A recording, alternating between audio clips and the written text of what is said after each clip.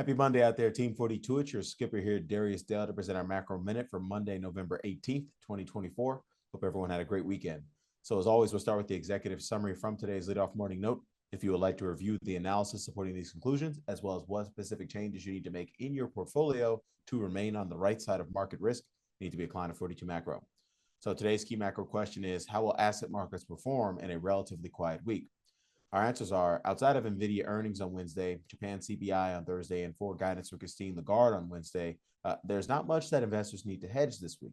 As such, asset markets will likely be on a quiet fact-finding mission to determine the evolving truths about growth, inflation, policy, liquidity, profits, and positioning, the core cyclical drivers of asset markets.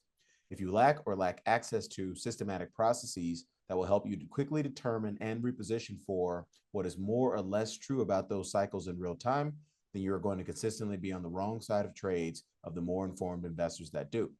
Moreover, if you lack access to proven quantitative risk management systems that can help you make the appropriate pivots in your portfolio before these incremental truths are revealed in lagging data, then you're going to consistently be on the wrong side of trades of the more informed investors that do. The investors making the most money in recent years are the ones that have already figured this out. Transitioning to our 42 macro dashboard, as always, we'll wrap up with a question from our community. This one's regarding dirty shirts and a fourth turning. It says, hi, DD, I'm trying to square these two macro narratives. With the fourth turning, it says, DD has outlined the drivers in detail, but essentially fiscal spending will be financed through monetary debasement.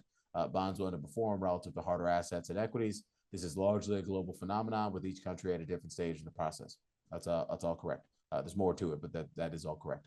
Number two, the cleanest dirty shirt. Won't be able to summarize this adequately, but a combination of available capital, stability, and deglobalization means that the USA is positioned very favorably relative to other countries. My general impression is that US dollar will outperform all other currencies. Is it more correct to perceive a stronger US dollar as giving the Fed more room to print, i.e., do they contribute to a positive outlook for things like gold, or are these two narratives counterproductive from a gold price perspective? Excellent question. Very good question. Because what we've seen in recent weeks, since the election results, is that we've seen a significant strength in the U.S. dollar. Dollar broke out a month and a half ago almost, but we saw significant strength following the election. We saw a significant pullback in the price of gold and gold-related assets as a function of that pullback. And so the question naturally arises: if we have a strong dollar scenario whereby the dollar is significantly outperforming relative to its peer currencies like the euro, British pound, Japanese yen, are we able to also have a sustained bull market in gold? And my answer is very unequivocally yes. What we've seen, if you go back and you look at sort of how the dollar and gold have performed, so one statistic I like to use that sort of highlights both the risk of continued U.S. exceptionalism, but also the risk of what would happen to the dollar and U.S. assets if the U.S. exceptionalism narrative is no longer true. It's the two sides of the same coin, which is we've had a doubling of the U.S.'s net international investment deficit in the 5 years through 2023.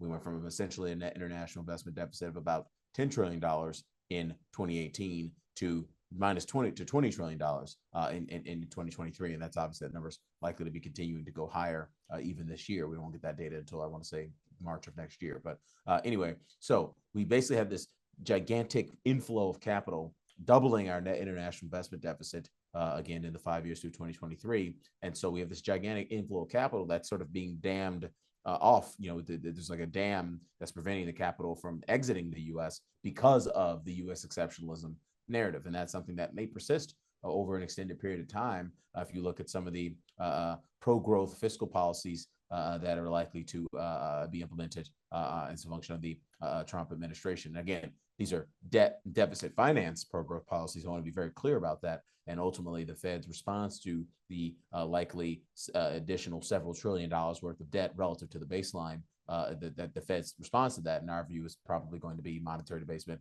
financial repression, and so on and so forth. And so ultimately, what that means is you could have a situation whereby the dollar is appreciating relative to its peer currencies, like the Bank of the Japanese yen, the euro, the British pound, et cetera, Swiss franc.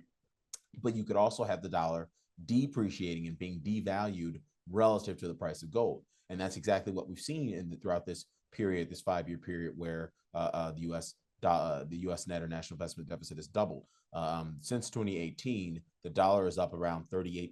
If you look at it on a Dixie basis, the U.S. dollar index, DXY, and gold is up over 90% since then. So that's a scenario whereby you had both dollar strength and gold strength because the price of the gold price in dollars was growing faster than the price of dollars priced in everything else like euros, British pounds, etc. So in our view, that's something certainly a dynamic that has persisted for the past 5-6 years and is likely to continue to persist as long as the U.S. internet exceptionalism narrative remains intact. So hopefully I did a good job of explaining that. It's very complicated stuff.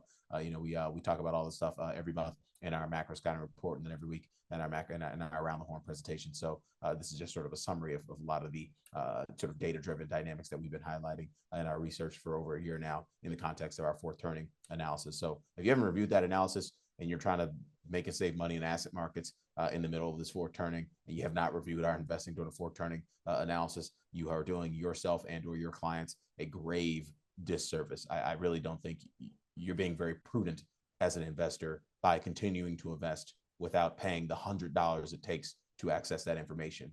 If you lose a lot of money at some point in this fourth turning because you didn't pay to access that information, shame on you. And I hope you have a great day. Have a good one. We'll catch you back here tomorrow. Cheers.